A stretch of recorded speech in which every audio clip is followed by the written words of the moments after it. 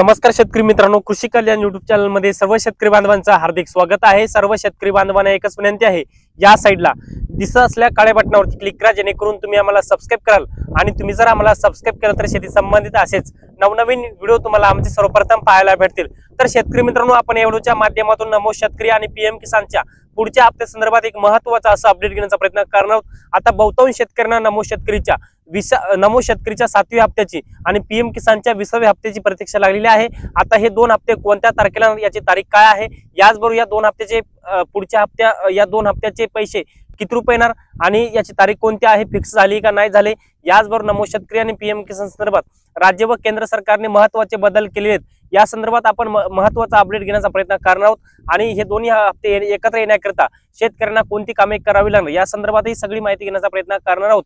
तर नमस्कार, मी ज्ञानेश्वर सवणकर स्वागत करतो कृषी कल्याण युट्यूब चॅनल मध्ये। सर्व शेतकरी बांधवांना एकच विनंती आहे, व्हिडिओ शेवटपर्यंत पहा। तर शेतकरी मित्रांनो, चला तर व्हिडिओला सुरुवात करूया। तर शेतकरी मित्रांनो, सर्वप्रथम राज्य व केंद्र सरकारने पीएम किसान आणि नमो शेतकरी योजनेमध्ये कोणते बदल केलेत, याची सर्वप्रथम माहिती घेण्याचा प्रयत्न करणार आहोत। सर्वप्रथम शेतकरी बांधवांसाठी एक महत्त्वाचा असा अपडेट म्हणजे पीएम किसानचा आणि नमो शेतकरीचा पुढचा हप्ता तुमच्या खात्यामध्ये जर यायचा असेल तर तुम्हाला सगळ्यात महत्त्वाचं म्हणजे तुमचं फार्मर आयडी काढून घ्यायचा आहे, म्हणजे शेतकरी विशिष्ट ओळखपत्र आणि किसान कार्ड तुम्हाला काढून घ्यायचा आहे। तुमच्याकडे जर किसान कार्ड नसेल तर तुम्हाला नमोचा 7वा हप्ता आणि पीएम किसानचा 20वा हप्ता हे दोन हप्ते एकत्र तुमच्या खात्यामध्ये येणार नाहीत।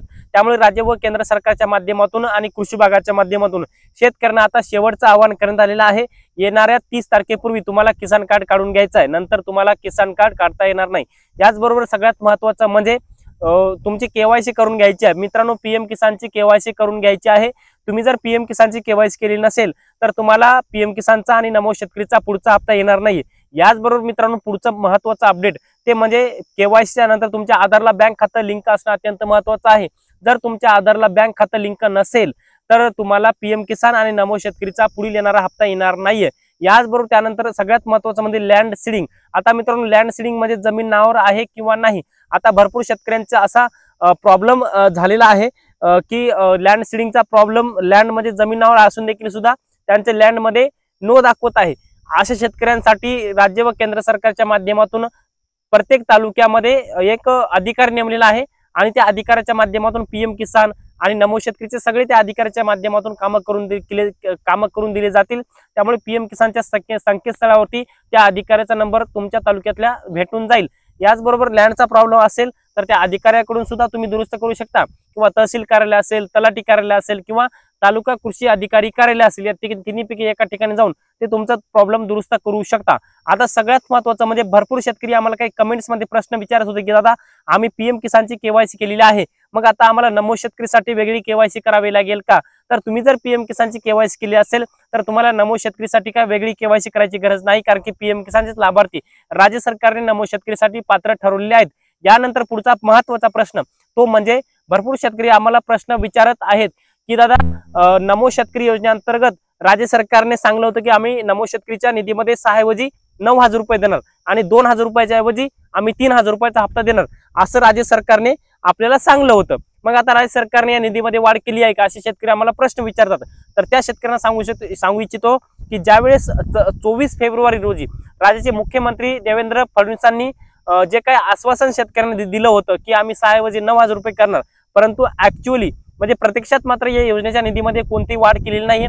नमो शेतकरीच्या निधीच्या वाढीबाबत कोणती तरतूद केली नाही, मागच्या अर्थसंकल्पामध्ये याची तरतूद केली नाही आणि या मंत्रिमंडळ जे काही मागं मंत्रिमंडळ बैठक झाली, या मंत्रिमंडळ बैठकीमध्येही याच्या संदर्भात कोणती चर्चा मुख्यमंत्री, उपमुख्यमंत्री, अर्थमंत्री किंवा कृषी मंत्री यांच्या माध्यमातून कोणतीही चर्चा करण्यात आलेली नाही।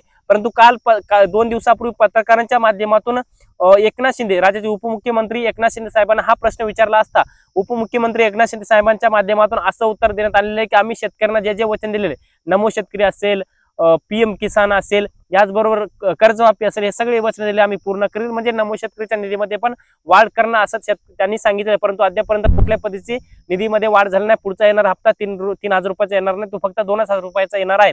आता पुढचं महत्त्वाचं शेतकऱ्यांचा सगळ्यात महत्त्वाचा प्रश्न तो प्रश्न म्हणजे दादा, नमो शेतकरीचा पुढचा हप्ता म्हणजे 7वा हप्ता आणि पीएम किसानचा 20वा हप्ता कोणत्या तारखेला येणार, याच्या माध्यमातून तारीख जाहीर झाली का? अद्यापर्यंत राज्य व केंद्र सरकारच्या माध्यमातून नमो शेतकरी आणि पीएम किसानच्या पुढच्या हप्त्याची तारीख कोणती जाहीर करण्यात आली नाही।